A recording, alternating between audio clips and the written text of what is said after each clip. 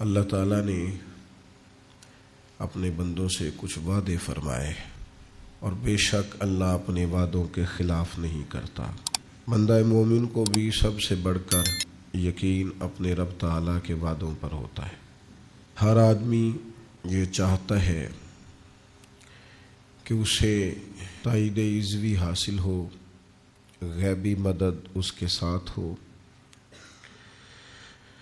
اور وہ جس میدان میں بھی اخلاص کے ساتھ قدم رکھے اللہ تعالیٰ کی خاص مدد اس کا بازو تھامے اور اسے کامیابی ملے۔ بہت سارے کامیاب لوگوں کو دیکھ کر بھی انسان کو یہ خواہش پیدا ہوتی ہے کہ مجھے بھی اللہ تعالیٰ کامیاب زندگی عطا کرے اور میں بھی کچھ کر جاؤں۔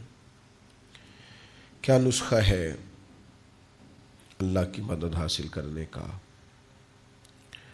اور کیا صورت ہے تائید غیبی پانے کی؟ اور بظاہر جو لوگ ہمیں بہت زیادہ مضبوط نظر نہ آنے کے باوجود بھی بہت کامیاب نظر آتے ہیں، تو گہرائی میں اتر کر ہم کیا سوچیں، کس طرف جائیں؟ تو ایک مضبوط ترین آواز اور ایک مستحکم پیغام قرآن مجید نے ہمیں دیا ہے۔ صحیفہ انقلاب میں اللہ تعالیٰ نے اپنی مدد نازل کرنے کا اور اپنی غیبی تائید دینے کا جو وعدہ ارشاد فرمایا ہے، تو بس ایک شرط کے ساتھ اس کا بیان فرما دیا ہے۔ فرمایا یا ایھا الذین آمنوا ان تنصروا اللہ ینصرکم، اے ایمان والو اگر تم اللہ کے دین کی مدد کرو گے تو اللہ تمہاری مدد فرمائے گا۔ وَيُثَبِّتْ أَقْدَامَكُمْ، اور تمہارے قدم جما دے گا، تمہارے لیے مضبوطیاں اللہ تعالیٰ پیدا فرما دے گا۔